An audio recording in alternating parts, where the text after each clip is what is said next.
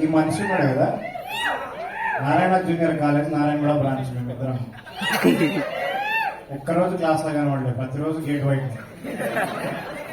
వాస్తవాన్ని మేము ఇద్దరు క్లాస్మేట్స్, 14 ఏళ్ళు దోస్తాను. ఫస్ట్ హుషార్లో టార్చర్ పెట్టిండు, హుషార్లో సరిపోయేదాన్ని. ఈ సినిమా నాకు డౌట్ వచ్చింది, సినిమా చేసేటప్పుడు నేను హుషార్ది ఎక్స్టెన్షన్ సినిమా షూటింగ్ చేస్తున్నా, ఈ సినిమా షూటింగ్ చేస్తున్నా, కానీ చేయించండి మొత్తానికి. సో సినిమా మొత్తం డైలాగే ఉన్నాయి. సుబ్బరా 22 తారీఖు వెళ్ళిపోమని. ఈ మనిషి అప్పులో వెంబడబడతారు కదా, పైసలి పైసలి పైసలి, అట్లా నన్ను వెంబడబడి సినిమా చెప్తే దీంట్లో లాజిక్ ఏమో రా అన్న.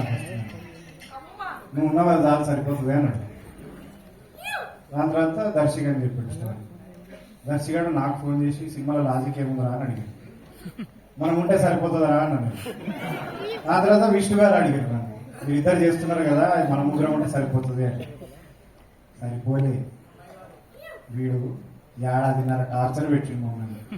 ఈ స్పేస్ రూమ్ లో చూస్తున్నారా, దీనికి పోలేము, దీనికి పోలేము, తినలేము, ఉండలేము, కూర్చోలేము, నిలబడలేము. ఏడాది, కానీ మేము 1.5 కష్టపడిన ఫలితము మీరు చూడాలంటే మార్చు గట్టి చెప్ప ఫుడ్ పెట్టండి. 1 2 3 అంట గట్టి చెప్పండి. 1 2 3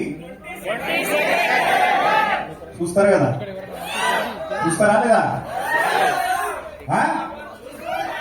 చూడాలి ఖచ్చితంగా, ఎందుకంటే ఆయన ఓము ఈయన భీము, కానీ ఈ బుస్సును మాత్రం ఖచ్చితంగా చూస్తుంది.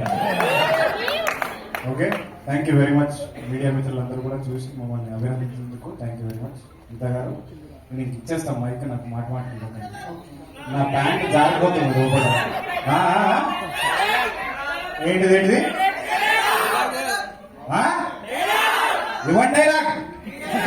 నా డైలాగా పైసలు చెప్తాను.